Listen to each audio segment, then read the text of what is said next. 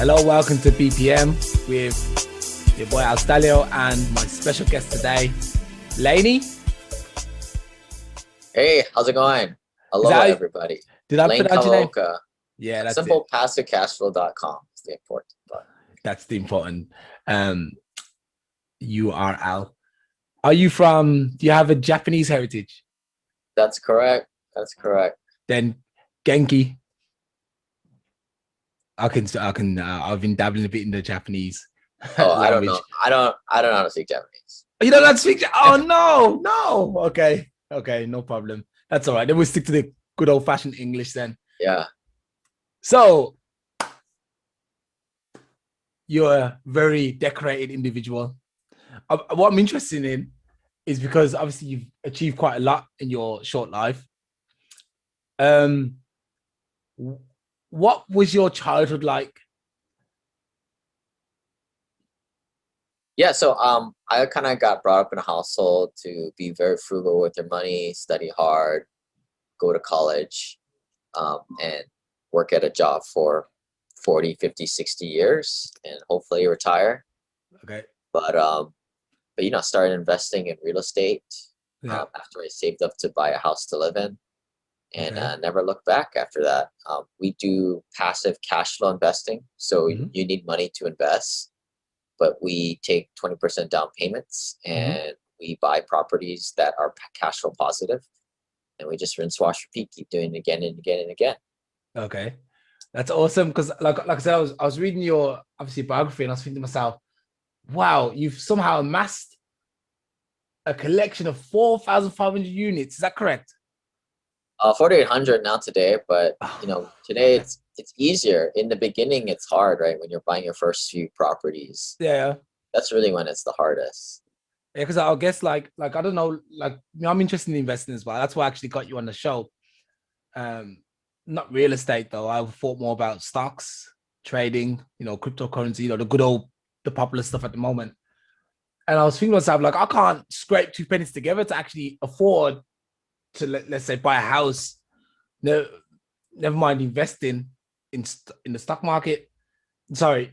So I was like, how did you manage to get your focus together and buy a house? I don't know how old you was, but you was probably a young guy. Maybe you can give some.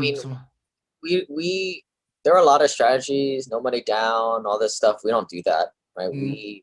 A lot of us in my group have high paid salaries. We take that money, we save it, and we buy rental real estate. And it's not a get rich quick scheme. Yeah, sure. But it takes a while, but surely, but it kind of grows and grows and grows from there. That's awesome. So how do you begin investing there? What's the steps? Like, obviously money, but say we want to go on your program. Right, you need money to invest, right? If you don't have money, you got a money problem. You got to make some money. I can't help you with that, right? A lot of people in my group make a pretty good salary. They went to college, they studied hard, they got a professional salary, and they combo that with they don't spend money needlessly, right? They're good savers. So most of the people on our group, they save $30,000, $40,000, $50,000 a year. Okay. And they put that to investing in real estate or hard assets, real assets. That's what we call it. Okay, so what you recommend to, because I do know, I'm aware there's a lot of people who make hundreds of thousands a year, or 6 figures or whatever, or 7 figures. How would you somehow convince, especially for my diaspora, like the Black folks, we don't really have money that much, we don't get good jobs, I guess that's a lot to do with that's a bit more our own fault as opposed to everybody else's fault. A lot of rich Black guys. But they're like footballers. They're like football. We'll take out the basketballers and the footballers. Take out these guys. Let's talk about I think that a lot of people are kind of, in that situation. I'd say most of the population don't have very much money. And I didn't start off with too much in the beginning.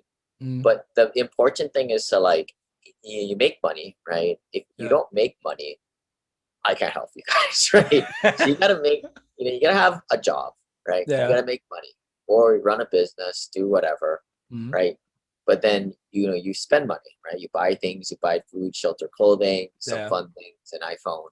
right? And then you have a net at the end of the day. Mm. To me, if you have a net, then it's like having a pulse. You can do something with this thing, right? It's not like a dead cat out Yeah. there. Like, and it's just a matter of taking that money and buying and saving until you can invest in things, right? Yeah. Some people, they invest in stocks and crypto. Mm. Unfortunately, with real estate, you're going to need to save about $20,000 to buy even the smallest of houses, $100,000 house that can bring in $1,000 a month rent. Yeah. So that's what I would kind of say. Like, step one, get some income in, right? Step two, make sure you're not spending more money than you're making. And I think a lot of people get stuck in that predicament, right?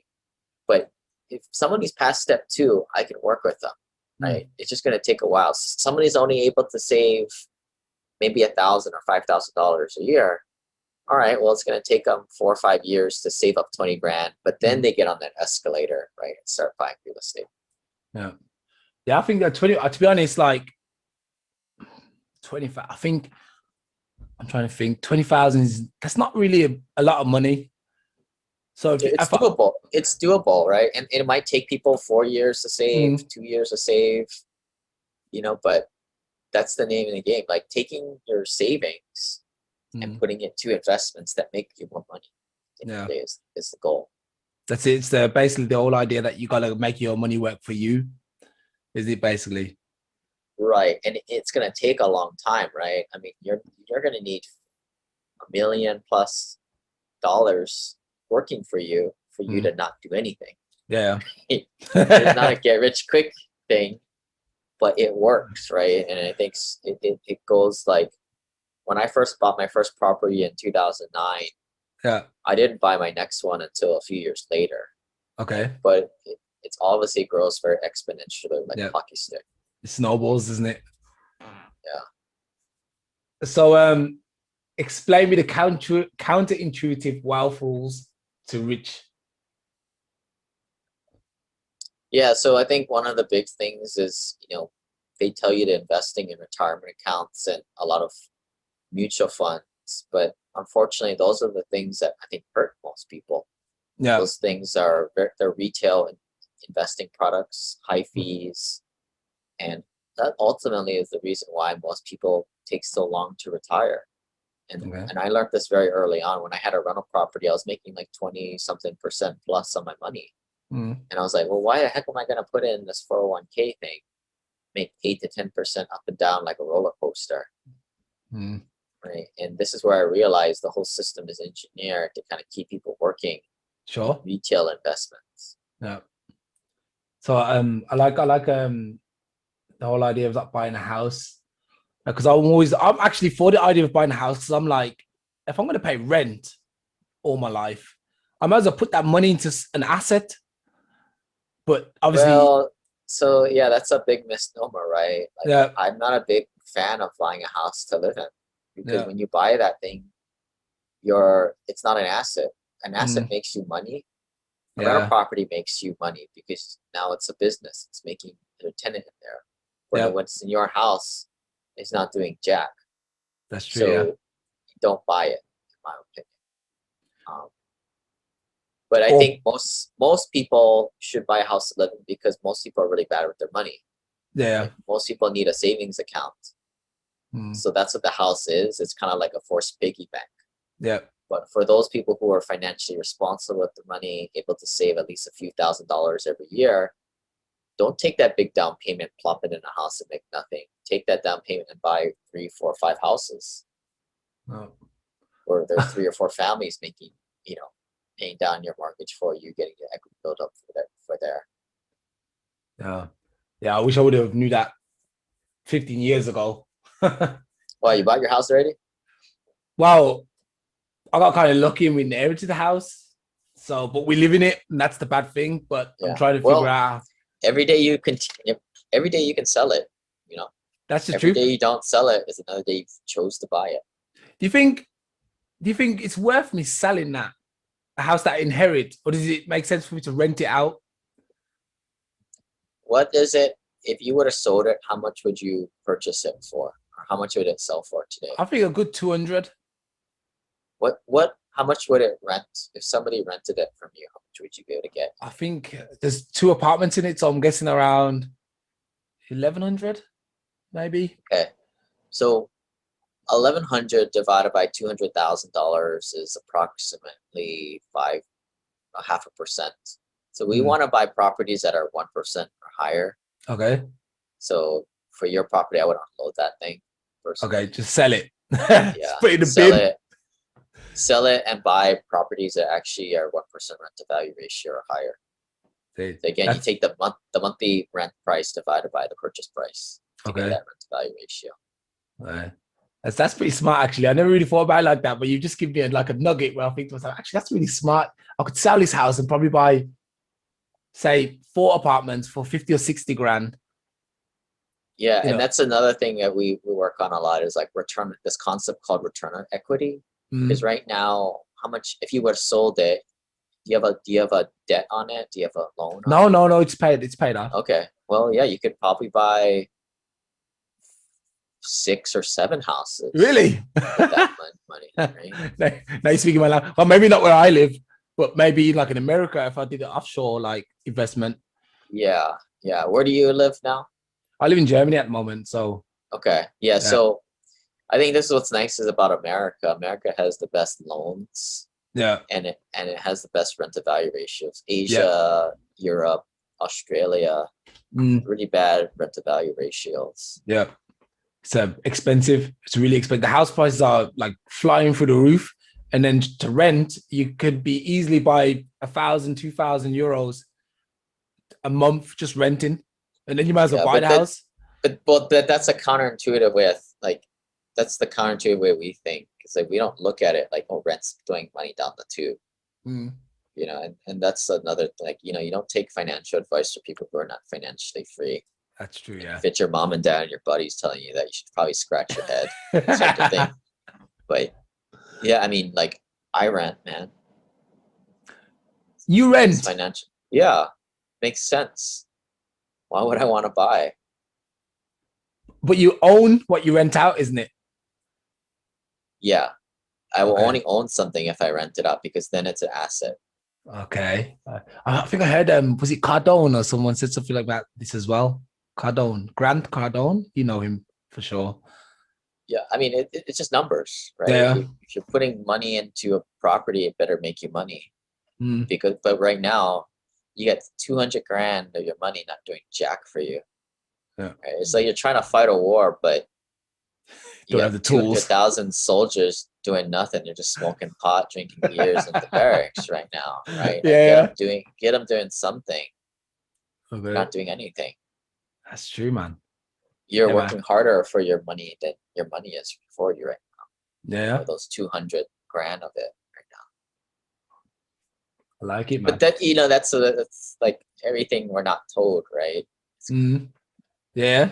So all the secrets are held to the Illuminati or whoever they call themselves. Yeah. Yeah. I mean, think about it, right? Like if everybody did what I told them to do, buy a handful of rental properties, people wouldn't work. Yeah. Who would get our coffee? Who would build the bridges? Who would do stuff, right? Yeah. So actually, I'm not going to release this podcast. I'm going to keep this for myself, just like what they do. Yeah. Yeah. I mean, but you know, it's to buy rental properties is a daunting task. People, it's out of their comfort zone, so people won't do it. No. See, when I speak to my wife, for example, she's always like, there's so much work that goes into it. Then you have to replace the roof or the boiler, you know, and that's why she's so scared. But I'm like, hey, that happens once every 20 years. I don't care about that. In 20 years, I've saved up so much money. A boiler is like a fraction. Yeah. I mean, that's why it's important to go into properties that meet that 1% rent to value ratio, because at that point you'll have excess cash to pay for what we call those are CapEx items, you know, like the boiler, the roof, the plumbing, electrical, you know, those big things you have to replace every 5, 10, 30 years. Okay, let's just move on a bit. Passive investing for working professionals. How do you build a portfolio in little time as possible? How do I build one? You buy a property that makes financial sense by buying 1% rent to value ratio property. People can go to my website, simplepassivecashflow.com/analyzer, get my free analyzer property. And then at that point, you have money to spare to pay property managers. Those are a key person on your team that's going to do all your leasing, all your repairs for you. And then you want to be able to make ample cash flow, right? To make money at the end of the day. Yeah. That's where it all starts. And it starts by finding a good broker, good property manager, good lender, and then just start moving through the process. Yeah. Just snowballs. What are turnkey rentals? Turnkey rentals are a way of, a great way for beginners to get started. So you can pick up a property that a rehabber has, fixed up, new plumbing, new electrical, new roof, new appliances. Sometimes they'll even put in a tenant in there for you. So it's truly turnkey. So for a new investor, it's a great way to get started. That's how I got started. But then, you use that and you acquire more and more and more rentals. Okay. Do you ever advocate the idea of buying these houses that are broke, like maybe they need renovating? It depends who you are, right? Like if you're a higher paid professional, your time is more valuable than screwing around with one of these things and the risk that you take on. Yeah. So it kind of falls on your personal situation. Okay. So you got to basically have a hobby. Like I like building up houses from scratch or the derelict or whatever. Yeah, I mean, I think that I'd say, especially if you're getting started, don't do that. Just buy a turnkey. Yeah, that would make more sense. It's more expensive, but part of it is like decreasing the risk. Actually, it's not good for me. Actually, so if I sold this house, this would be a question. The best practices for managing properties remotely. So I've got 6 houses in America, but I can't get to America every week to sort them out. So what are you gonna do when you come here, man? Like seriously, what are you gonna do? Like mean mug your tenants, tell them to pay. Like this way you get your property managers to that's their job, right? And you got to pay them 10% of the rents to do that job for you. But that's their job, is to, when things break, they line up contractors, fix it on your behalf, collect rents for you, pay out your distributions. I mean, it can be done 100% remotely, and I think it probably should, even if it is a local rental to yourself. Yeah, man. Sounds good. Sounds good. Okay, next topic: total financial wealth building for accredited investors. Yeah, so investing in rental properties, building a portfolio, and then investing tax-wise smartly, right? So the wealthy know how to play games with their taxes, so they can use the losses from these real estate to pay little to no taxes. And I think that's what separates the average that pay a lot of taxes and the wealthy that don't. Okay, that's smart, isn't it? Paying as little tax as possible. Exactly. I mean, what is infinite banking? Infinite banking is a way of using whole life insurance to essentially bank from yourself. A lot of clients that are $1 million net worth and above employ this strategy, but it's one of those things that it's very stark contrast with what normal people do and what the wealthy do. So there is basically like a secret set of rules, like parallel to what we live. Sort of, but the thing is, it's like it's all in clear day. It's not that hard. It's nothing that people can't implement on their own. Yeah. But it's very counterintuitive. Like you're here, all your buddies are telling you that rent's throwing down money down the tube. Like totally not the case, in my opinion. Okay. Because I was saying the same thing about like obviously there's the discussion that like black people are being left behind and we're not making it, and I was like, it's our own fault. Actually, it's we're how would you say, we're complicit to the crime basically, and if we would just learn a little bit more and realize how they're playing the game, we could also play that game too, because there is a few loopholes. There's holes in the wall where we can get through, because there's always somebody's willing to help. So as long as there's someone who's willing to help, we can get through. So yeah, I think you're totally right. The information is out there, but if you're not willing to learn. That's all on you, man. I mean, like, and unfortunately, the one thing is like there's a barrier to entry with real estate. You know, you need to save up $20,000 to buy $100,000 house. Like, you can't just buy a house with $5. Yeah. There's a barrier to entry there. Hey, there's a couple of drug dealers on Crenshaw who've probably got 20 grand under their mattress. Yeah. Well, another thing is getting the lending for it too, right? You need documented W-2 income. That's another thing. But that's true. Yeah, that's it. There's no illegal ways. Yeah. Yeah. Unless you buy it. Unbuy it cash, right? Yeah, I was gonna say you can buy it cash. Yeah. Yeah. But you know, I mean, like, and this is what's unfortunate, right? With all the stimulus money and inflation coming. Yeah. I mean, that's just a way. If you're putting your money in your mattress or burying it in awThe's cans in the yard, like your money is being devalued. Yeah. And people that are savers are going to be losers in the future. And unless you're putting your money into assets that go up with the pace of inflation, such as real estate, you're basically getting your money stolen from you. Yeah. That's why I started investing in stocks. That's because I thought to myself, that's another thing that will go up with, you know, the rising tide. Yeah. I don't do any stocks. I don't believe in it. You don't believe in stocks? No. But you know about dividend payments though. And if you've got like $1 million and you got something paying you 7%, that's what real estate is for. Yeah, real estate, you pay no taxes because you get the tax benefits from the losses. Oh, that's it. Hey, that's gold. That's gold. Right, because when you make gains on your stocks, you got to pay taxes on this. There's no internal losses for that. But real estate, the nice thing about real estate is you can depreciate the asset over time, and that creates a paper loss. I need to get into real estate. Yeah, man. You got to sell that house. You know what? So let's say I've got 20 grand. Can I get in on your crew, or is that not enough? You can buy a rental property here in America for 20 grand, assuming that you can get leverage, 5-to-1 leverage. And that's the way to get started. So maybe we're going to talk offline because maybe I got a plan. Yeah. Or I'm sure you can find places locally that meet that criteria. But what I would recommend is download the analyzer and start analyzing properties around you. Yeah, definitely. Yeah, because there is some nice, especially houses. Would you recommend houses or apartments? Either or, but just know that the nice stuff isn't going to yield the best returns, right? So we don't go to the luxury high-end stuff because the rental values aren't strong there. We also don't go to the low-end stuff because it's just too much of a headache.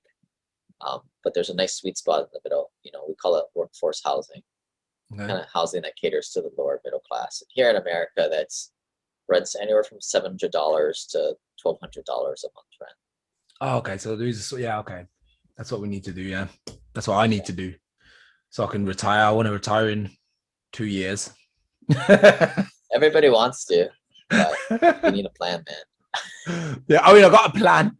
2 years might be a bit optimistic. I'm thinking more. Now I'm going to say 2 years. I'm not even going to deviate from my plan. I'm saying 2 years and that's it. The moment I start changing my mind, the universe will hear it and be like, nope, then he stays. So 2 years. Okay. Passive cash flow investing. Passive streams of income and the reversing of pyramid and traditional investing. Yeah. So this all about, you know, switching from buying low, sell high, the normal investing dogma of investing for appreciation, and investing on things that make money on a month-to-month basis. Okay. I would like to know about, well, you just told me about the math behind the 3 rules of investing that you use. Buy hard assets, not like stocks that are fake. Buy things that make cash flow, which are kind of like dividend stocks, right? Yeah. But well, yeah, sure. Give you cash flow, right? And then the last thing is, can you leverage it? Okay. That's good. And strategically withdrawing, rescuing your 4K1 to start investing in cash flow assets. Yeah, I mean, The problem with the 401k or retirement plans, you're stuck with a cafeteria of options, right? Um, when you find most of those cafeteria options are high fees, they make money mostly for the financial planner and the institutions. When you get out of it, invest in real estate or things on your own, you make a lot more returns because there are a lot less middlemen. Okay. Interesting. Isn't it's 4K? Because we don't have. I don't know what we have in Europe. It's like everybody's got different, calls it something different, but essentially all kind of works the same. It's like a pension. It's a pension, sort isn't of. It? Well, not a pension. Pension is kind of like what you pay into, like Social Security here, but a retirement account is, government subsidized, or government says, hey, put your money into this account. It grows tax free. But the problem is you're stuck with all these bad investment options. That's the issue. So you can invest your 401k into something else. Unless you self-direct it, or you take it out. Okay. Is it a lot of money at the end, or how's it work? It's like, is it enough to live on at the end, or? Depends how much you got in there, man. Everyone's a little bit different.